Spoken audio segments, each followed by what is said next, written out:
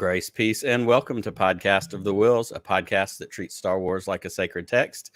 I am your host, Nick Milkey, and we are here hanging out on a Sunday night, ready to dig into some more of our canon studies. This is our 6-part series about The Empire Strikes Back. It kind of goes back to the original version of this podcast where, as I like to say, it's kind of like Bible study, but the Bible we're using is Star Wars, which we all love and has so much lore and wisdom and things for us to talk about. So we're going to get into that tonight with a really special guest. I'm excited to have him on. We'll talk more about that in just a couple of minutes.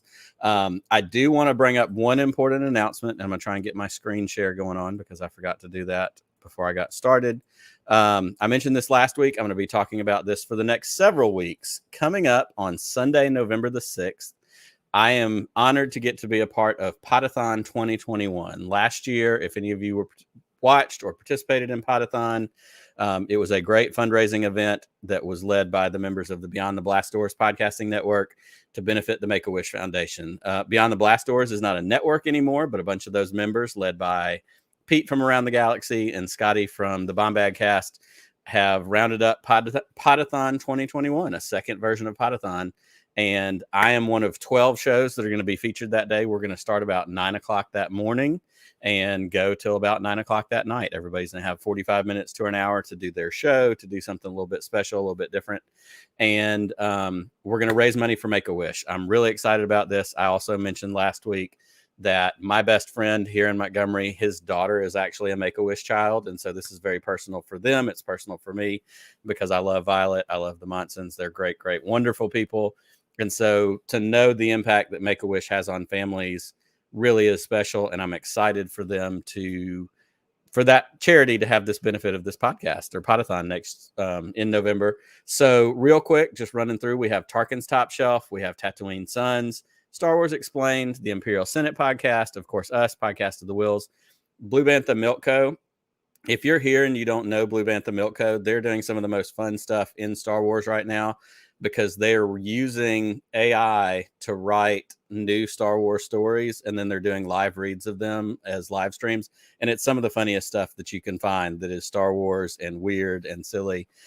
So I think they've got something special that is also AI related for that day. We have Holo Chronicles. We have my friends Brian and Tom at the Pink Milk podcast, Broaxium, Space Waffles, Beyond the Blast Doors Live, and of course, Force Connect. So it's going to be a great day on Saturday, November 6th. I know a bunch of these shows, we've got a message group and everybody's talking about all the fun special stuff that they're trying to do and put together. So it's going to be a great day. I hope that y'all will mark your calendars, that you'll tune in for some or all, how much of it you can get, in your eyeballs that day, and support Make-A-Wish. It's going to be a lot of fun. So I just wanted to throw that out there before we get started on the show tonight. Again, a really great cause. I'm super honored to get to be a part of that group and just hang out and have fun and raise money for charity. So look forward to that in November. But it is tonight. It is September the 26th. It is not November the 6th. So we're going to do some canon studying, and I'm going to bring in a guest, my friend, Maury Sterling. Now, if you have watched the TV show Homeland, which was on Showtime, Maury played Max on Homeland for, I believe, all the seasons of Homeland.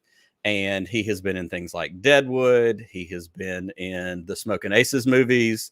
He also has great Star Wars connections because he was the voice of Mail Smuggler for the Star Wars The Old Republic video games that were, I think BioWare did those games. And so he was a part of that. So he has done so many things, and I have barely scratched the surface of all the different stuff he's done. And we'll talk about that in a minute. Maury was on with me before this version of Podcast of the Wills existed. In fact, he was kind of the very first test case that I did to try and do a live stream when I was using a different platform. And he was kind enough to come on and hang out and talk about Star Wars. So I'm going to get him in here because we can talk more about Maury by letting Maury tell us about himself. So I am pleased to welcome my friend Maury Sterling. There he is. Hey, everybody. How are you? I'm great. You were making me feel good about myself. Lifting those credits. You have every reason to feel good about yourself. And again, so many things, so many credits that I love, movies and stuff that you've been in, shows that you've been in. I am going to make a little bit of a mea culpa up front. And it's going to be that when we talked the last time you were on the show, and I forgot to go back and look up, it may have been January of 2020. somewhere in there, maybe right after. But when you were on, I admitted that I had not yet seen Homeland. Well, I am here to apologetically say I have still not seen Homeland.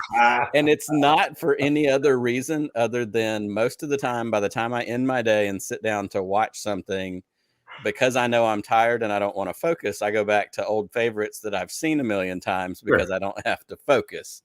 Well, but what I have decided is that my Homeland time, I think, is here. And it's been spurred by a couple of things. One, getting a chance to talk to you again tonight.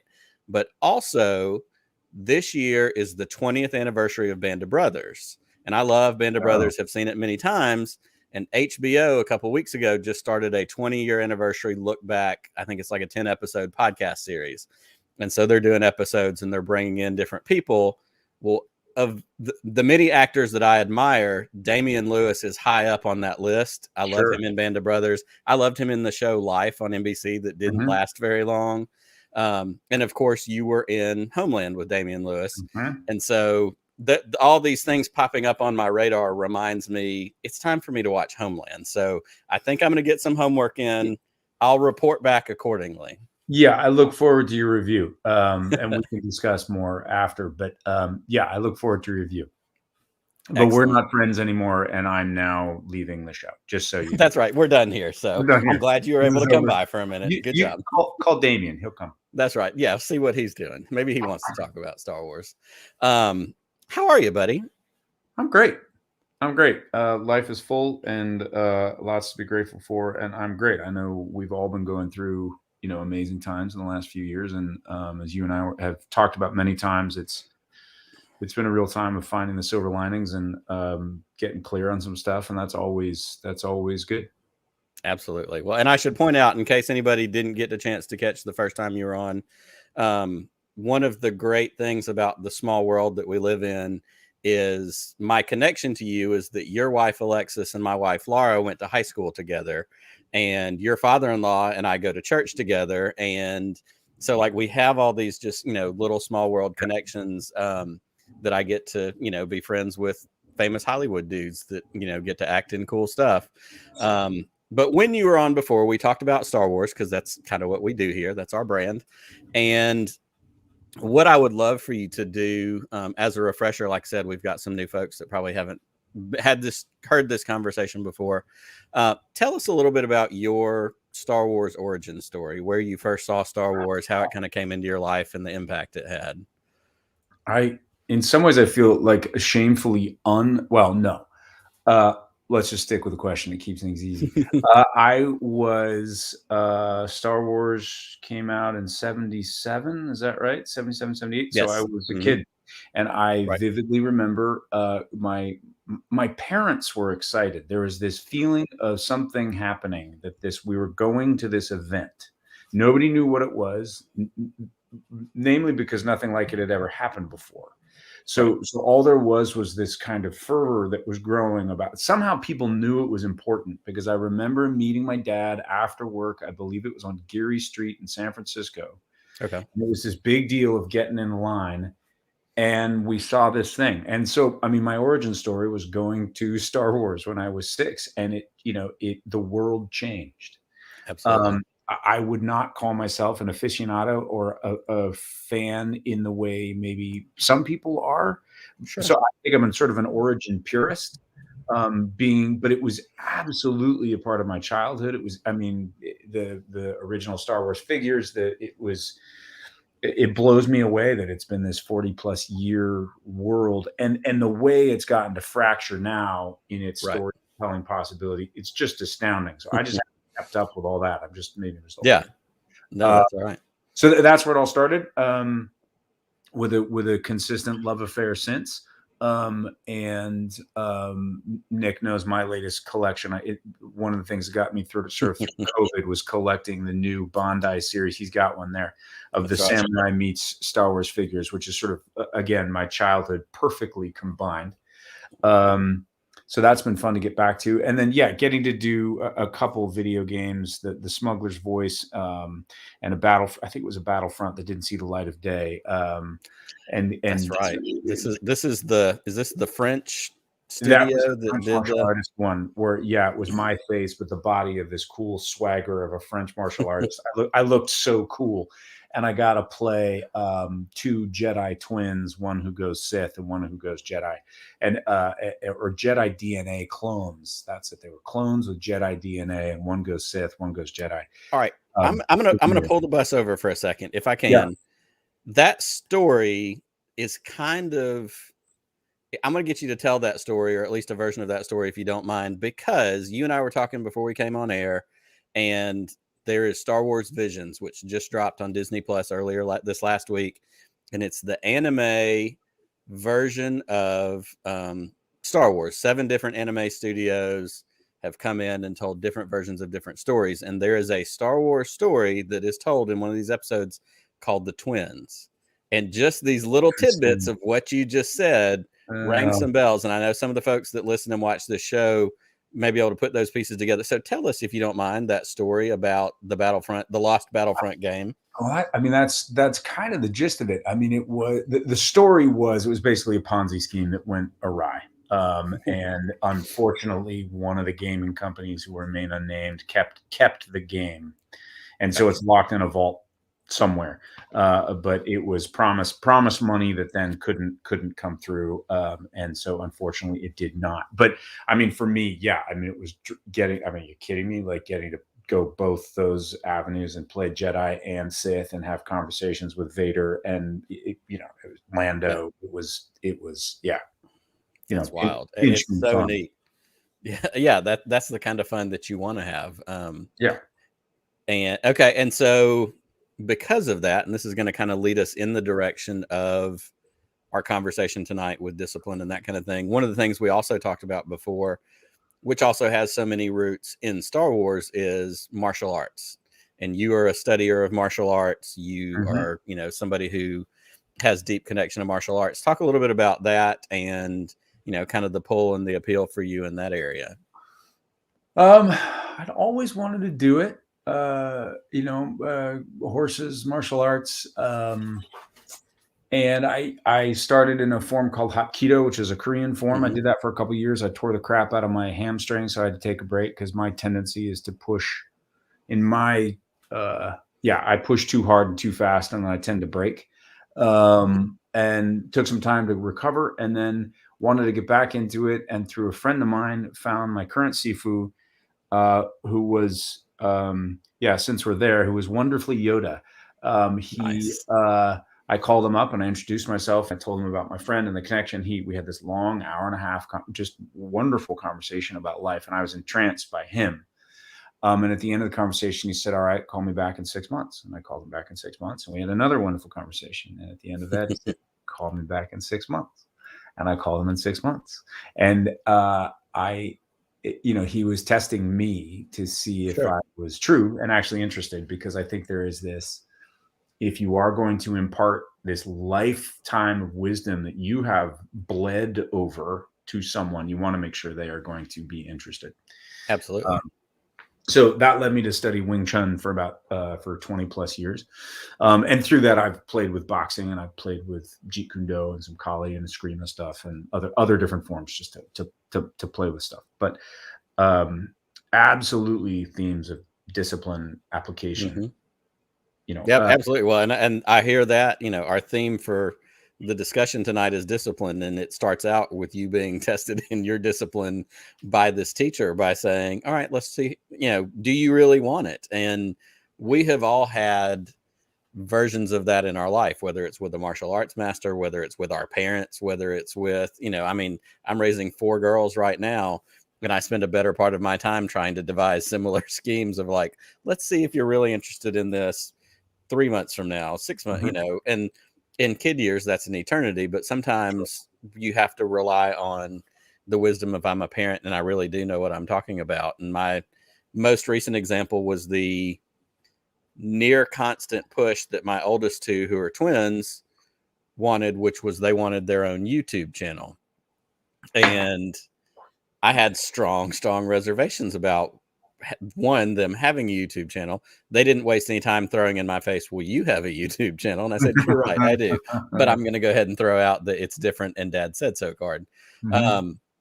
But we went through the rounds of, well, show me what you think you're going to put on this YouTube channel, and and this and that and the other thing, and we just never got to the point where I felt like it was something that I wanted them to do and kind of have reign over. And this summer, it turns out they went ahead and did it on their own because kids are like that. And so we kind of had a moment. But it was also, it's classic kids and parents and all that kind of stuff. But the discipline aspect of it, as I'm telling this story, I'm just kind of following a path, because when that happened at the beginning of this summer was on the second night of play rehearsals, because the twins were in a play this summer, and this was a very brand new thing for them. They took an acting class online last spring with the local playhouse here. And then at the beginning of the summer, we got a call and they said, hey, they're doing a production of The Giver at the Playhouse. We would like the twins to be in it if they want to.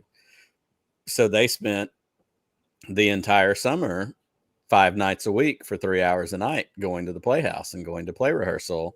And the first week they were like, I don't know if I want to do this. And I said, well, guess what? You committed to this one, so we're going to see this one through. If you don't want to do it when we're done, I won't make you do it again, but you've made a commitment. People are counting on you. And as they grew in that discipline, which I know this is me preaching to the choir, but something like acting is very much a discipline. It comes with rehearsal. It comes with practice. It comes and all that. They loved it. And, the short version of the story is, by the time they got to, the play, they were hooked. They want to do nothing but act in plays and acting and whatever. And so we're trying to find the ways to help foster that. But for me, as a parent, they were literally the first 2 people out on the stage when the play started. And they hadn't been within my line of sight more than like 3 seconds. And I was a puddle, because it was me seeing my kids find their thing. Mm-hmm. And, that's all that any parent wants, is for your kid to find their thing. Like you found martial arts, like you found clearly a love of acting and performing and those kinds of things. But it comes with discipline, and it comes with those weeks where they had to, I don't really want to go, but we've got to go because it's time to go to play practice and all that kind of stuff. So that was me pulling it into my lane for a minute. But as we pivot back to Star Wars, we pivot back to the clip in Empire Strikes Back, our sacred text, as it were, for the night. We start right at the end of the Battle of Hoth, which is one of my favorite movie scenes of all time. So you've got the walkers, you've got the snow speeders, you've got Luke, kind of stepping into his big heroic roles. And we have the last part of the evacuation. Han's getting laid out on the Falcon. The rebels are getting away. And then from there, we have a couple of kind of key set pieces that we go through. We have the chase with the Falcon through the asteroid field. Vader's in hot pursuit, trying to catch up with him. And then we have Luke heading off to meet or find Yoda on Dagobah. And those kind of create our big set pieces. I wanted to throw in one thing that I think comes in right before this clip. It actually is in our clip from last week. Is there's the part when the Empire shows up at Hoth and they know that they're there, and Vader said, he talks about, now I can't remember which officer it was, but anyhow, he came out of light speed too soon, and Vader says he's as clumsy as he is stupid, and of course he's pissed. But it's the discipline rings all through that. Vader, you have a role as an Imperial officer and as a ship commander, and there's a plan to follow. But he got itchy. He got a little bit, anxious or whatever it was. So that one stood out, not within this frame of text, but what it just kind of broad view, looking at this section of the movie, what did you see, discipline wise, that stood out to you? It's such an interesting. What were the 3 questions? There are 3 questions. The first one was, what is the text telling us? What is the text telling us? Which, when I read, I was like, I don't even know to begin with that. And I made all kinds of notes of the actual outstanding. Text. Of words and phrases that mm-hmm. like you were saying, are sort of within the Star Wars scripture, but are also, I think, in this universal hero quest and how discipline falls into that. So the first, I think, discipline. So I'll backtrack a little bit up. Some thoughts on discipline, because I used to think discipline was a dirty word. Okay. In the sense of, it felt oppressive to me, which is ironic, because here I am trying to do all these things which really demand discipline. I mean, I think Right. through the martial arts practice, I've learned so much. But there's an interesting thing my teacher always says. He says, discipline without freedom is fascism, and freedom without discipline is chaos. And I think what's interesting in that, in terms of the Star Wars stuff, is the light versus the dark. Because Right. yes, the generals and the admirals under Vader they're sort of in a world of discipline, but I don't know if it's not necessarily good discipline. It's rules, and it's this and it's that. And it's also based a little bit on Vader's whim. I mean, yes, Right. there's sort of good versus bad, but he's moody. Like, he might be pissed Right. at one second and then at another, which is not Well, discipline. and at this point in the movie, he's figured out who Luke Skywalker is, and so this is very personal. And so It's emotional. it's not just sticking to the plan. He's No, got his own agenda here. So you're exactly right. which is how discipline affects emotion, is kind of this dance. But so there are two places, though, that I also saw the discipline. And the first one I saw it, which shows up later in Luke's journey, which I think is really interesting, is the discipline of friendship. Okay. Han, I can't remember the line. It's a great line, but when he finds out that Luke hasn't come back to the base, and they say, you're going to freeze out there, he says, that's my friend and I'm going. Yep. And that gives me goosebumps, because that's a form of discipline. Mm-hmm. It's the discipline of friendship, which is what drags Luke then to Lando Sky City, is also the discipline of friendship. It's interesting how that's in conflict with Luke's Jedi's training, but I love how it kind of elevates both of those ideas, that because they're both noble. Right. They're both positive. They're both, in a way, about they're positive things, and yet they also are in opposition. That's which right. which I found really cool to kind of watch. I agree. And one of the things that I think about along that same line, and I've thought about this before, I love that you use the word noble, because that was the thing with the Jedi, especially like in their heyday. They were the noble knights of the Republic. They were the defenders of justice. They were all these things. But when we get, especially like in the prequel movies, the Jedi that we get in those prequel movies, their judgment is clouded. The dark side, like, they're not functioning the way they're supposed to. They've become generals. They've become military leaders for like the clone army. When it comes, like, they've gotten past, and even for like when young Obi-Wan, and when Obi-Wan's training Anakin, you're not supposed to have, attachment is forbidden. You're not supposed to be emotional. You're not supposed to fall in love. You're not supposed to do all these things. And so the core of who the Jedi is noble. And so, like you said, there's this juxtaposition of when Luke is training, he has those visions and he wants to go rescue his friends. But Yoda, who for all of his 900 years is a product of that time when the Jedi were clouded and misguided, tells him, but maybe you're not supposed to. Like, he's kind of trying to talk him out of it. And it seems counter to what the Jedi are supposed to be. And so it is this very like, well, are we or aren't we kind of deal. And I'm finding in my own journey with discipline it's more sloppy than I thought it was going to be. What I love, sort of what finally helped me through me hearing discipline as a bad word, or Sure. a kind of, it's not a bad word, but a very regimented sense of discipline. The idea of discipline has changed a bit for me, of what it means, but or it's broader. But what helped me a lot is, I believe, the sort of, the etymology of discipline is disciple. Uh-huh. So it's something. It's not about the rules and regulations of what you do. It's not that I have discipline. I make my bed and I'm this and I do that, even though that's all really good. But it's the idea of the vision, the higher calling. Right. Obi-Wan comes to Luke and tells him, as he's freezing out there on Hoth, there's a message. And that's I think part of it. Whatever that higher purpose is, and whether it's an Obi-Wan or it's Han, just friendship, your kids, you wanting your higher calling, maybe with your kids, was teaching them about discipline. Their higher calling then became, oh, I really love this thing. So I feel like the vision, the message starts that. Unfortunately, though, the as my Sifu also says, discipline is great, But if you get disciplined at a bad thing or a bad habit, you just get really good at that.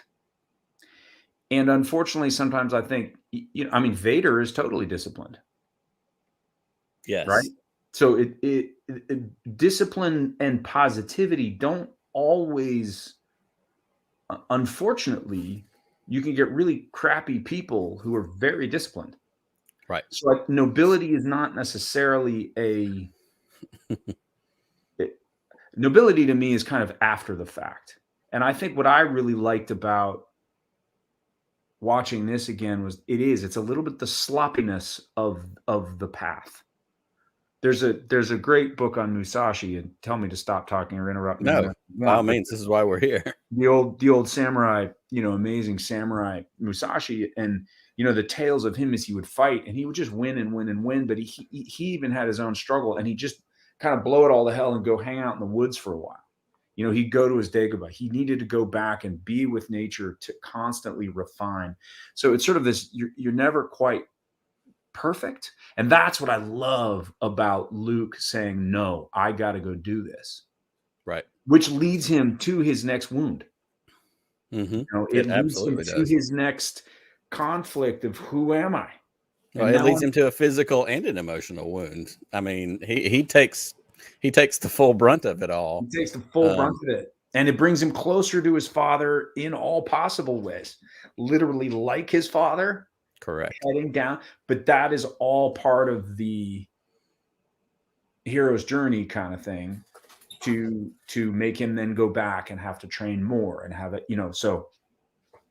Yeah, there's so much there. And I love, obviously the easy route to take as we're talking about these clips and as we're talking about discipline, our minds automatically go to training with Yoda, because that's the very, that's the movie montage of him running and flipping and jumping and balancing rocks while he's on his head and all these different things. But what I love, and I thought about this kind of literally just now, you were talking about the story with your master and the 6 months and call me back and 6 months and call me back. And that test, Yoda does that to Luke. First of all, Yoda pretends not to be Yoda, totally. You seek Yoda, and then when it dawns on him, I'm sure Luke's like, seriously, how did I miss that? Mm-hmm. But when they're in the hut and when Luke's getting progressively more frustrated and he hits his head on the ceiling and it's kind of all comes apart, that's Yoda doing the same thing. Yeah, he's testing him, too old to begin the training, the whole deal.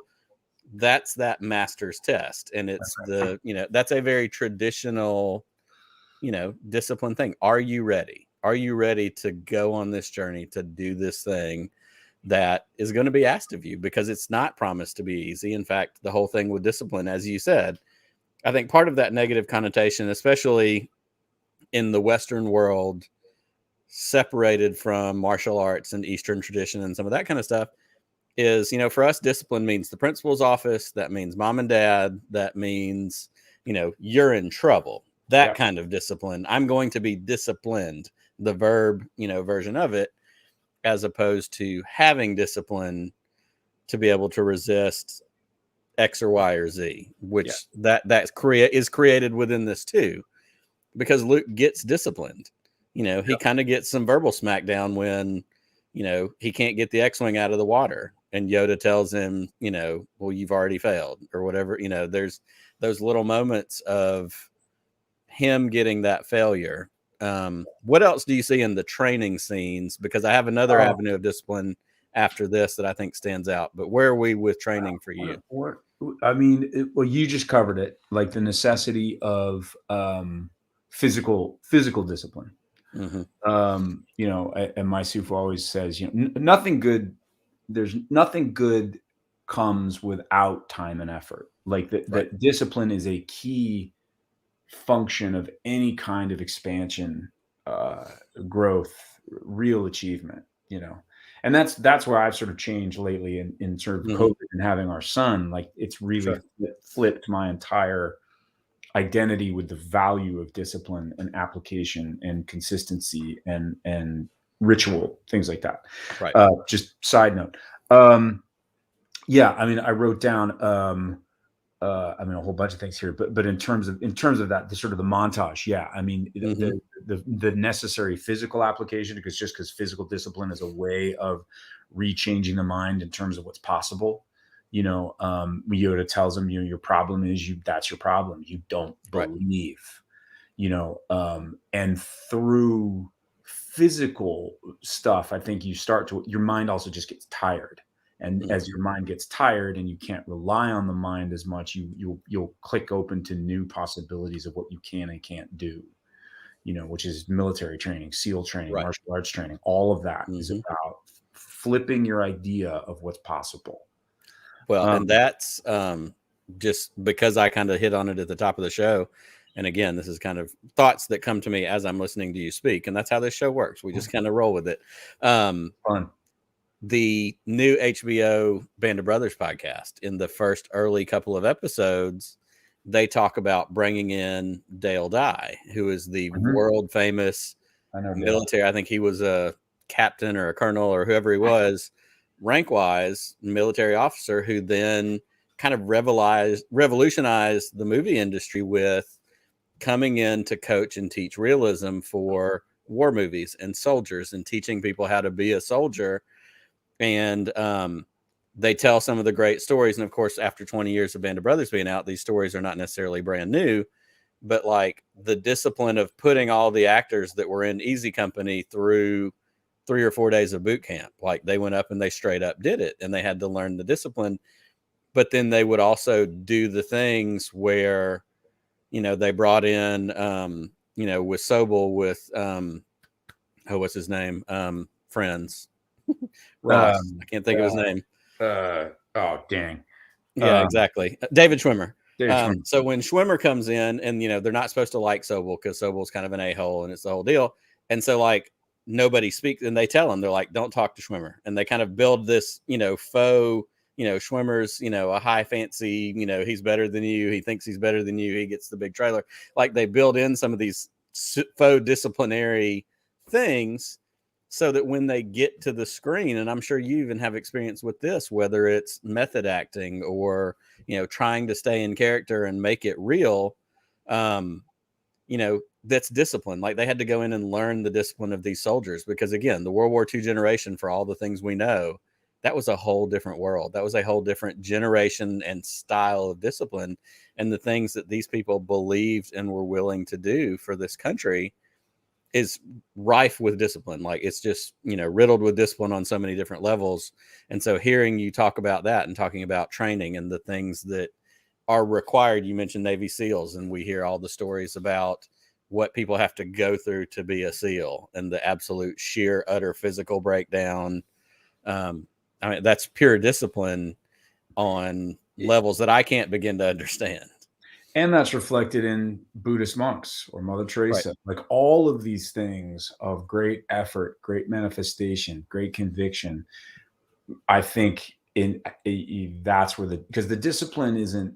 I think that's part of the thing too. Is like thinking of discipline as the end all be all instead of it's what facilitates greatness. You know what I mean?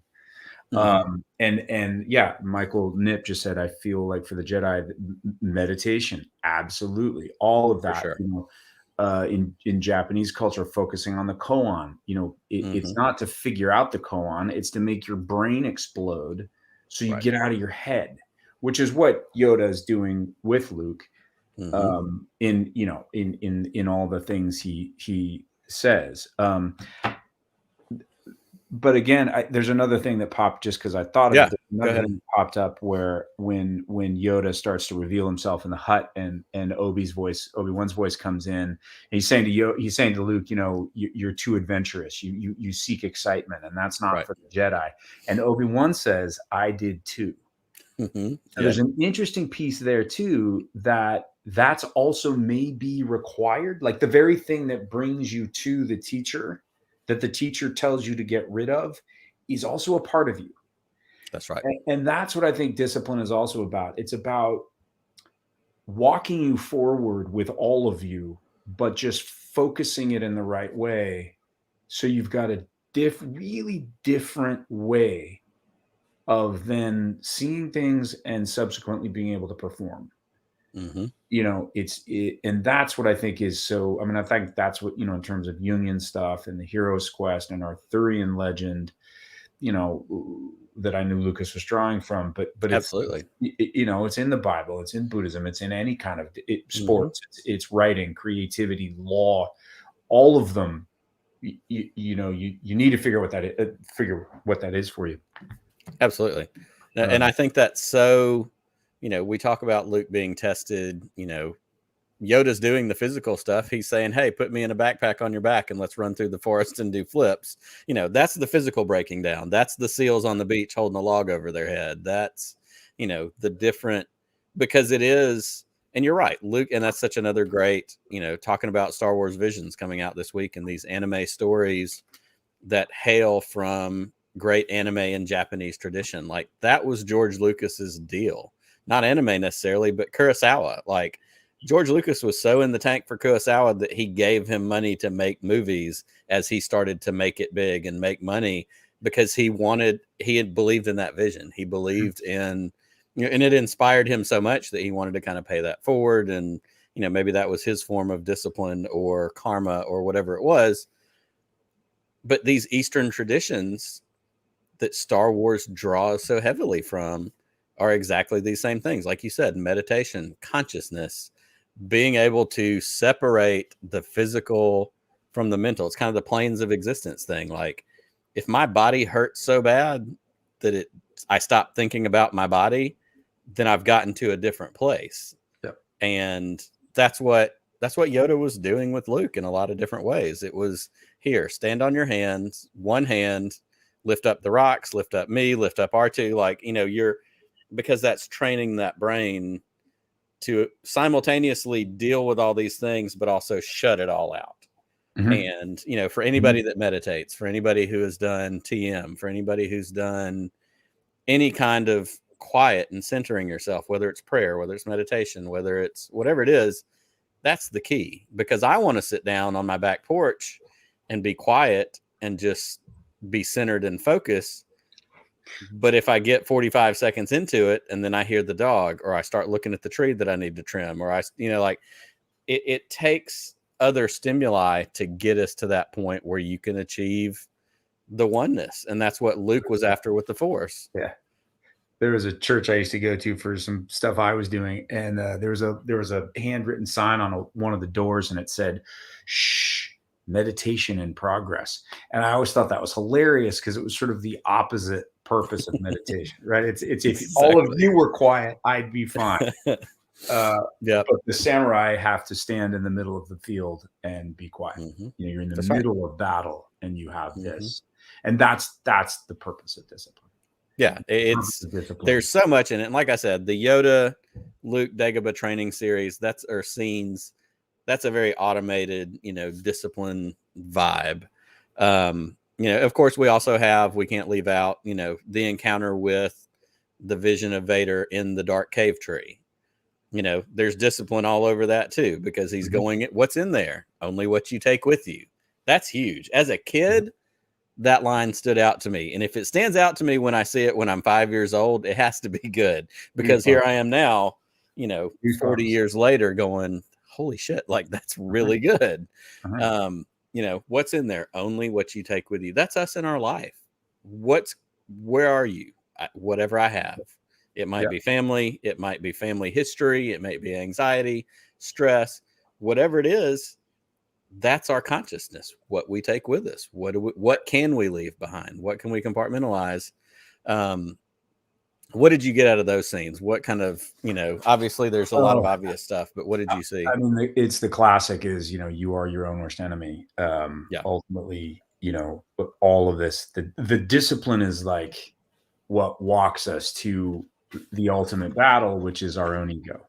Right. And that's what we have to face. And we think it's all these other things. And we worship at all these other churches in a way, of the past, of parents, of things gone wrong, of whatever, wealth, glory, adventure, adrenaline. And ultimately, you get yourself right. As one of my cowboy buddies tells me, you get yourself right and everything else is right. And that's what that cave is the first indication, I think, for him. In a way, he doesn't even know yet, right, of what it is, other than, but that is, you know, so for him, it's this horrifying nightmare of he doesn't even know the pieces and how they all fall together yet. Other than Vader is, you know, ultimate darkness. Yeah, the big scary. Yeah. I do love the scene too, where they're talking about sort of, they're trying to I think Luke says, how do you know the difference between light and dark? And Yoda, I believe I'm horribly, let me see if I wrote it down, but you know, Yoda says, you'll know. And that's the other key thing I think about real discipline, is about discernment. Correct. You're noble after the fact. Maybe in the moment you don't know, but that the discipline is what frees us to make the right decision. And your teachers may not agree with you, but for Luke, in the big picture, going to save Han and Leia and Chewie is maybe the right decision. You know, we don't know. It would be interesting what the other movie would be if he'd stayed and perfected that. But and again, higher calling, I think, is well. And there's a line in that has always stood out to me over the years, which is when Luke's, you know, kind of peak frustration. He's arguing with Yoda. He's had the vision of what's happening on Bespin, and he says, Yoda says, I forget what Yoda says, and Luke's response was, and let Han and Leia die. And Yoda's response is, if you honor what they fight for. And so he's making Luke make a choice. And I love what you said before about Yoda and the Obi-Wan thing, and Obi-Wan saying, the same way I did, you know, I was the same way. That's the other thing that teachers and masters do. That's the thing that parents do. If I can bring it back to my real world application, as a parent / quote unquote master, like, I'm telling my kids not to do lots of things that my stupid self did growing up. Whether it was lie or cheat on a test or, you know, what, like, one, because I know, and two, I'm on the other side of it. And so one of the things that I love so much is when we get to The Last Jedi, in the scenes where Luke is with Yoda, Yoda shows back up in the tree and the ancient text and the whole thing. Like, Yoda is that scamp that's like, I don't care. We're both adults now. We've both been through this. I'm going to burn that tree down. And it doesn't matter because they're books and you didn't read them anyhow. Like, there's that other side of Yoda coming from being a teacher to a student to, we're both teachers now. We both know how this thing works. I had professors in college who were very classic, you know, the term we usually use is devil's advocate. Like, I had teachers who I'm pretty sure they had personal religious faiths of their own that they didn't talk about. But when in my deep South pseudo liberal arts college, the discussions kept going back to churchy things, they were the ones that were going, well, maybe that's all crap. Maybe that's all whatever. Not because they actually felt that way, but because they were trying to push their students to think and ask questions for themselves and chart their own path, not base their path on what somebody else told them. Which is huge. And I think that's what I see in Yoda, is I see Yoda saying, you have to make a choice. I'm going to push you the other way and see, do you believe enough in it to go against what I've told you? And ultimately that's what Luke does. And I don't think Luke necessarily made the wrong choice. I think Luke made the choice Luke needed to make. And I think Yoda feels that way too, you know, and of course, as he flies away and Obi-Wan's Spectre comes in and, you know, there's that moment of, well, was this the right thing? Of course, he comes back and we get, like you said, the rest of the story in Jedi. But what would it have been like if he didn't go, if he had stayed there to complete his training? That's one of those great what ifs that we don't have. So in the training stuff, did you have anything else there that stood out that we didn't hit on? The one, my notes here. I think one thing that is again what actual discipline serves technically is being present. Is like what Guy was saying. You know, why meditation is so important is that patience, deepest commitment, serious mind. I think Yoda says, and that Luke has his mind on the future. So he's not where he's not where he is, and he's not with the present. Doing. And I do feel like whatever please argue with me if you have other instances, but it seems to me, whether it's sports, creates anything you're doing. Being in the present moment is one of the most, it's certainly the case, obviously, in martial arts, horsemanship, acting, all the things I'm drawn to, but it's in my marriage. It's with my Mm-hmm. kid. If you want to be of ultimate solution, which is, I think, just making good decisions in the moment, which are not affected by a bunch of nonsense, and will be decisions that will probably surprise me. Those are the magic moments, right? When you do something, you're like, whoa, and then you pop out of the moment. It's great. Right. Like you have this moment of being completely present and feeling totally free, and then you go, oh my God, that was amazing. And then you try and recreate it, and now you're completely out of the moment again. But that is a key piece of the training. Mm-hmm. No, I agree with you completely. And I think it's, that's another, there's so many lines, there's so many of the Yoda, fortune cookie wisdom, the things that he says. And that one's a big one, the presence of mind, never focused on where you are, what you are doing. Like he goes through that little list of, you need to be here, you need to be present, you need to be focused, because if you're not, you're going to miss something, you're going to drop me, all that kind of stuff. So presence is a big part of discipline and being in the here and now. And that's another thing that we face in the real world adult life that we all have to live, which is, yeah, I have stuff that I have to deal with in October and November, but today's still September. And I'm very much I'm going to deal with today kind of guy. Now, that doesn't mean I'm not thinking about the future, but I'm not going to let the future overwhelm me for the sake of my present, which is key, because as a parent who looks up daily and realizes, holy crap, two of my kids are 13. How did that happen? Like, if I'm only focused on that future, I do miss the present. I do miss, the joys and the things that are stolen from us in those moments of being too not focused on the present. What am I doing today? What's important today? Let's do that thing. And let tomorrow be tomorrow. Which, to your credit, I think it's surprised me in life how much discipline that takes. It takes a lot of discipline, To no really, question. like, how much our minds are future tripping, having conversations. The one thing I've learned, there's very little I think I know, but there's one thing I do feel very confident, which I will be 100% incorrect in predicting the future. I've never gotten, if I think about it, maybe I've been close, maybe I've been kind of in the ballpark, but I guarantee you I won't get 100% right. No doubt. And that was a very liberating thing to start paying attention. Oh, the more you realize that, you're like, oh, this is good. And this is good.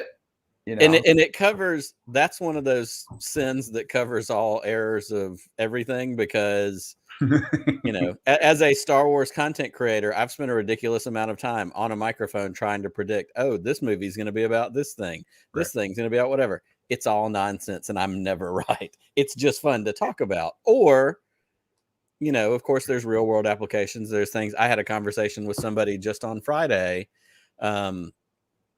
about casino gambling. It's fun, but I'm terrible at it. Like, if I go in and I say, I'm only going to spend, and I don't do it a lot, but the times I've gone, I've said, I'm only going to spend this amount of money. That amount of money is gone like in the first 5 minutes. And luckily, I do have the discipline and the lack of money to be like, okay, well, then I'm done. And I don't keep digging myself a hole. But I also have friends that I'll go with. And like, we went to the Indian casino in Cherokee, North Carolina years ago. And a buddy of mine played blackjack for an hour and 45 minutes on like $15. And he just kept going. And I'm like, what the heck? Like, that's not my deal. I'm not a gambler. I'm not good at it. I appreciate it. And I'm glad to hang out and drink drinks while somebody else goes on a hot streak. But that falls into that predicting thing that's just not my game. Yeah. Well, you made me think about, maybe that is one thing you can predict, that if you keep coming back, you will lose, because the house always wins. They tell you. Yeah, house always wins. At some point, they're going to get you. That's right.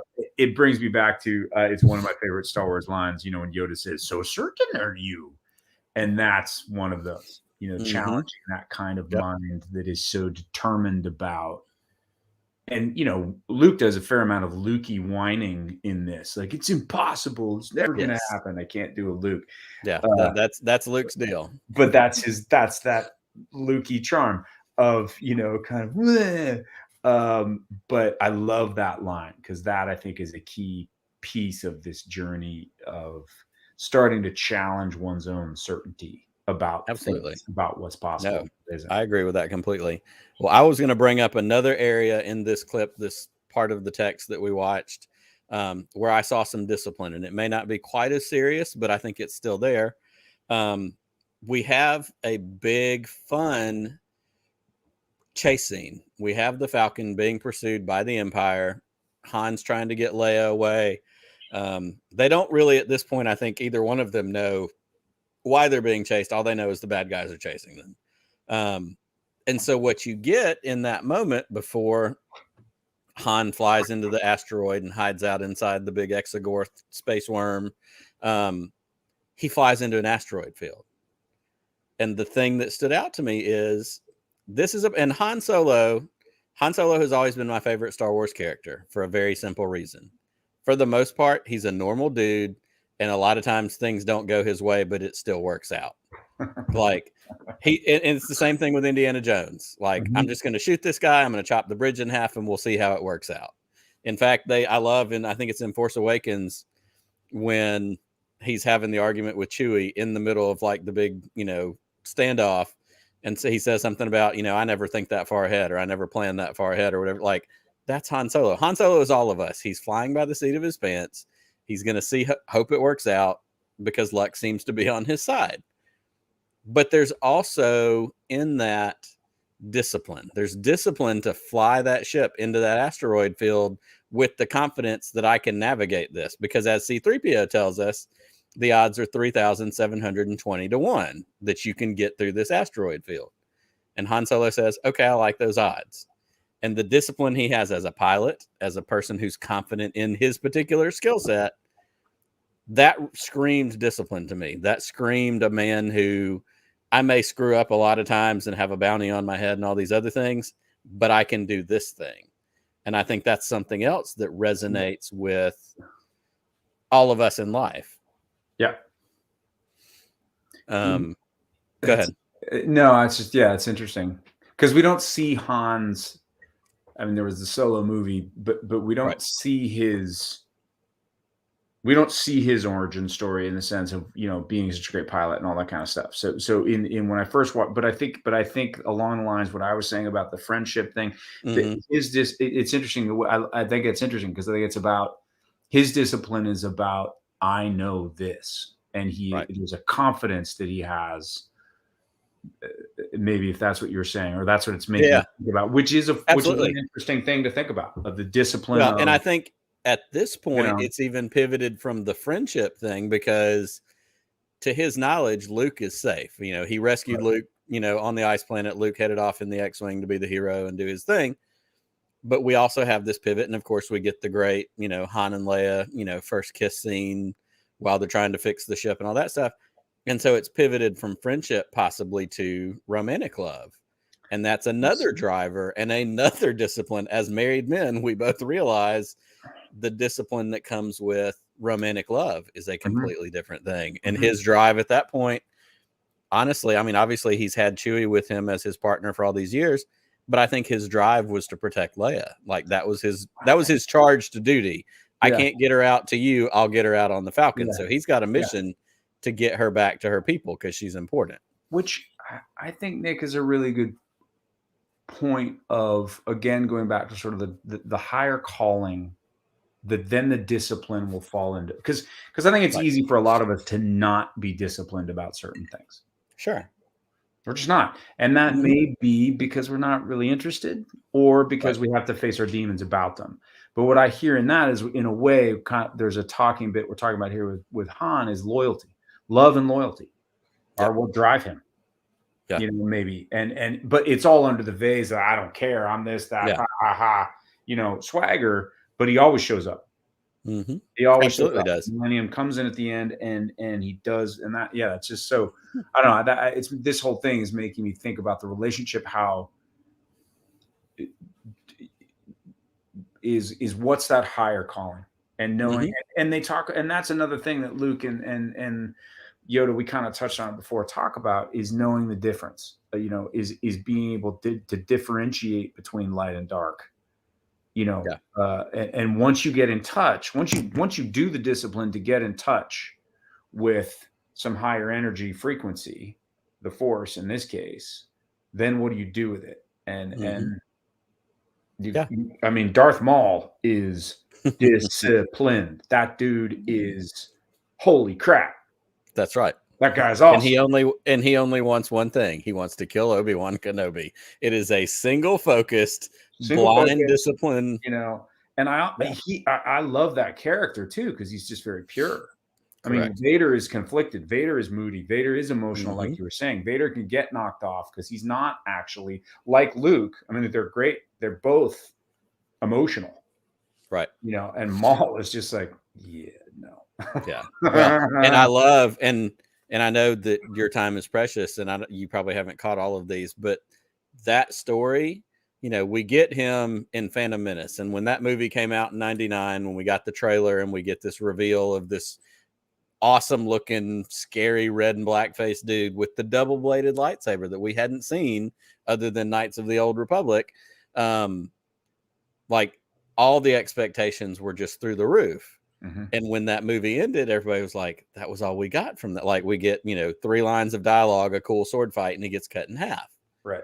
But what they have done such a good job with before Disney, but even continuing through Disney, and I think Dave Filoni gets so much credit for this, is they have gone back and they have mined that storyline in Clone Wars, Star Wars Rebels, and this final season of Clone Wars that now came out a little over a year ago, in exactly what you said, which his entire through line is driven by the fact that Obi-Wan Kenobi cut him in half in the Phantom Menace, and all he wants is Kenobi.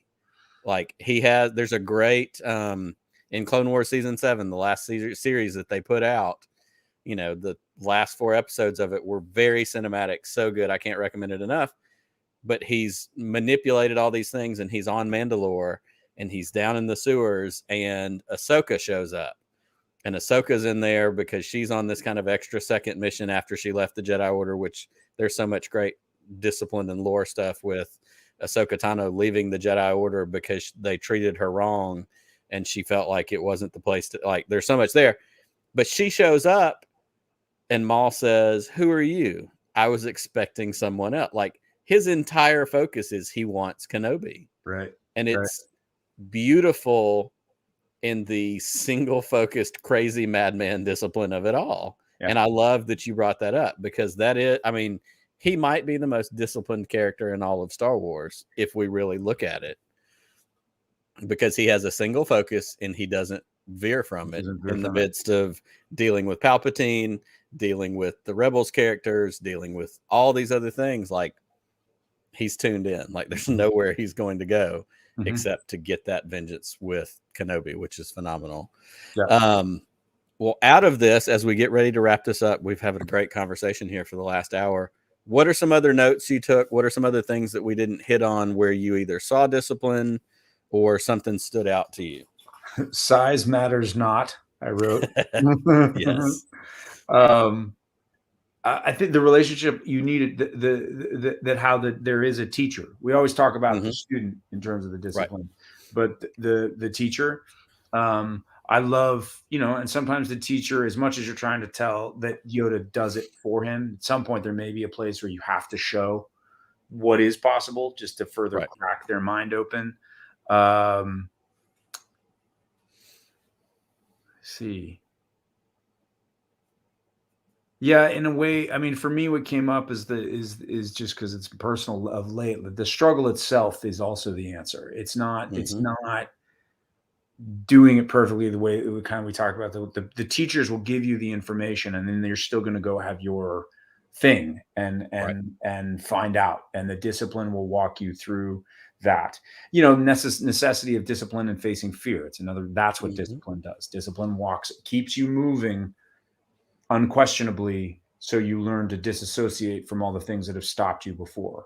Absolutely. And that's where I think the sort of martial discipline is that piece of discipline, is not sort of the spiritual calling, but the actual discipline of, I will just put one foot in front of the next, dogged, kind of tired, you know, militaristic, like, this is what we do. And that failure is a part of it. Yes. Well, and those two things, what you just said, we talk a lot about the student, but not forgetting, but overlooking the master. That's huge. Failure as a master is part of it. And again, you and I are parents. I hope that I raise my kids to be good people, but they're going to fail somewhere along the way, and I'm not going to be able to stop it. And so I have to be able to deal with that, one, helping them, guiding them in their failure, but internalizing, how have I failed them? Where did I go wrong? What is the thing I didn't do? Which brings me to, I talk a lot about The Last Jedi because honestly, I think The Last Jedi is one of the best Star Wars movies. It may replace Return of the Jedi next to the two original ones on any given day, because the storytelling, the meta narrative in that movie about the failures of the Jedi, like I'm so here for that. But there's the great scene, and I use it all the time. When Luke is sitting there and Ghost Yoda shows back up, and they pick up right where they left off. Like Yoda's giggling and laughing. He's like, "Oh, Skywalker, I've missed you." And the whole thing, giving him the business. But they have that serious moment because Luke is already feeling the sting of Rey leaving, and he didn't succeed in training her, and he failed with his academy and all that other stuff. But what Yoda says to him is, we are what they grow beyond. That is the true burden of a master. And that hits me in my parental feels every time I hear it, because I want my kids to grow beyond me. I want my kids to be better than me. I want my kids to impact the world more than I do. And that's a burden because, one, that means I have to let them go. And that means that I may fail them somewhere along the way and not equip them as they need to be equipped. And that's huge. And that's all discipline. The discipline it takes just to let them go to school every day and not keep them in a protective bubble in this house and not ever let them be near anything quote unquote bad. Like, that's huge. Like the discipline part of that. And that's the master part. And that's what stands out for me when you're talking about not forgetting the master. Like, we as parents or a master, there's a burden there too that also requires discipline. It's the hot stove thing that we hear about. I know the stove's hot. I could keep my kid from touching it, but are they going to learn, or are they going to, and that's kind of an extreme pseudo primitive version, but we get it. Like, sometimes we have to discipline ourselves to let our kids fail. I have to let them turn in a crappy project at school so that they can get a bad grade and realize, oh, I didn't do enough, instead of me staying up late the night before and fixing it for them and it looking like their parent did it. Whatever that thing is, there's so much of the master discipline that I think you're right. Sometimes we overlook in the journey of the student who is to be the new hero. That's a big one. That's it's a big one. And it doesn't stop. One of my favorite life adages is, keep one hand behind you pulling up this guy and keep one hand in front of you learning from that one. Just become a link in the chain, in the sense of, my Sifu said it early on. He said, it blew me away. He said, I don't want students. I want competition. He wants me to beat him. Yep.